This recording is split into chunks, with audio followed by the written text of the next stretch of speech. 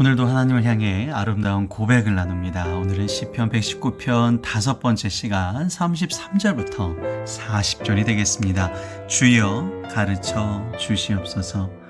시편 119편 지혜시에 속하는 부분이고요. 신구약 성경 정중앙에 위치하고 귀한 하나님의 말씀이 담겨져 있는 119편 5번째 시간입니다. 제5연에 속하는 부분은요, 주의 도와 계명에 대한 훈육과 주의 법도를 사모하는 자에 대한 보호와 강구가 되겠습니다.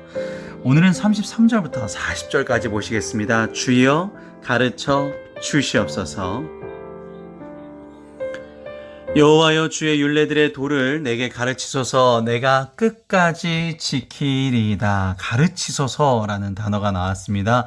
오늘의 주제 문구죠. 가르치소서. 그러면 내가 끝까지 지키리이다. 하나님의 말씀을 지킬 수 있도록 직접 가르침을 강구하는 모습을 보여주고 있습니다. 그러니까 하나님께서 직접 가르쳐 주시옵소서. 그러니까 하나님이 직접 개입하여 주시옵소서. 왜 이런 강구를 할까요? 내가 어려웠던 일들, 내가 지금 두려움에 사로잡힌 일들, 이거 내 힘으로 가능이 안 합니다. 내가 아무리 노력을 하려고 해도, 아무리 하나님의 말씀을 배우려고 해도 내 능력으로는 어려우니 하나님께서 직접 그 환경을 바꾸시고 두려운 것들 다 떠나게 하여 주셔서 하나님의 말씀만 내가 붙들 수 있게 하여 주시옵소서. 나로 하여금 깨닫게 하여 주셔서 내가 주의 법을 준행하며 전심으로 지키리이다. 그래서 나로 하여금 깨닫게 하여 주소서까지 이어가시게 됩니다. 그래서 이 34절만 보시더라도 내 삶의 모든, 이제 우리가 흔히 지정의라고 얘기하는데, 이런 모든 것을 다 동원해서 하나님의 말씀을 지키려고 전심으로 지키기 위해서 나를 평안케 하여 주시옵소서 라는 기도로 해석하시면 되겠습니다. 나로 하여금 주의 계명들의 길로 행하게 하소서. 내가 이를 즐거워함이니라다. 행하게 하소서의 원어가요, 하드리켄이라는 원어입니다. 이게 밟다라는 뜻을 가지고 있어요. 욥기 28장 8절에도 같은 단어인데요.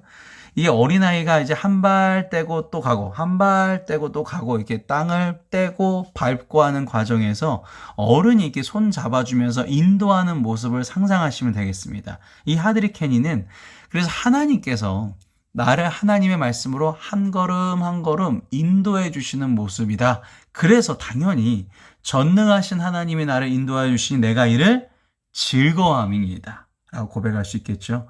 내 마음을 주의 증거들에게 향하게 마시고 향하게 하시고 탐욕으로 향하지 말게 하소서. 자, 여기도 대비가 되죠. 주의 증거들과 탐욕입니다. 탐욕에 왜 사로잡히면 안 되느냐? 하나님의 말씀에서 멀어지기 때문에. 세상적인 얘기들은 항상 결국에는 남의 것이 내 것.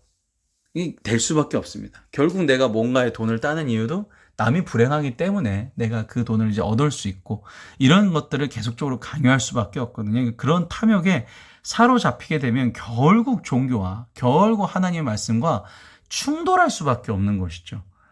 어떻게 내가 이웃을 사랑해? 이웃을 미워해야지. 내가 그 원수는 미워해야지. 내가 좋아하는 사람만 어울려야지. 이런 것들. 탐욕에 사로잡힐 때 하나님의 말씀과 멀어질 수밖에 없게 된다는 것입니다.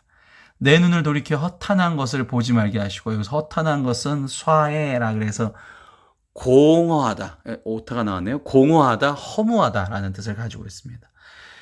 주의 길에서 나를 살아나게 하소서라는 얘기. 그래서 주의 길, 그리고 살아난다라는 표현과 주를 경외하게 하는 주의 말씀을 주의 종에게 세우소서, 이렇게 이어지게 됩니다. 주의 길에 서 있다는 것은 주의 종이라는 뜻이고요. 주의 길에 있다는 것은 아까 하나님께서 나를 한 걸음 한 걸음 인도해 주시기 때문에 내가 주의 또 종이 될 수 있다는 얘기겠죠. 그래서 하나님의 말씀을 두렵고 떨리는 마음뿐만 아니라 간절하게 원할 수밖에 없다. 그래서 여기 주의 경외하게 하는 주의 말씀을 주의 종에게라는 표현이 이어지게 됩니다. 내가 두려워하는 비방을 내게서 떠나게 하소서. 주의 규례들은 선하심이다. 39절을 보시면 결국 시인이 지금 자기 자신이 정말 둘러싸여 있고 수많은 비방을 당하고 있는 상태구나. 그래서 주님의 길로 가려고 그러는구나 라고 보시면 됩니다. 주님의 길, 주님의 규례들은 여기 뒤에 나오죠. 선하심이다. 토부라는 뜻을 가지고 있죠. 워낙 유명한 원어 단어죠. 토부, 아름답다, 뭐 탁월하다, 은혜, 기쁨, 좋은 의미 다 있습니다. 토부. 이 토부에 하나님의 길에서는 이 토부가 임하게 되니까 당연히 나를 두려워하는 비방들은 사라질 수밖에 없겠죠. 그래서 주님의 길로 더욱더 가려고 하는 시인의 의지를 볼 수 있습니다. 내가 주의 법도들을 사모하였사오니 주의 의로 나를 살아나게 하소서.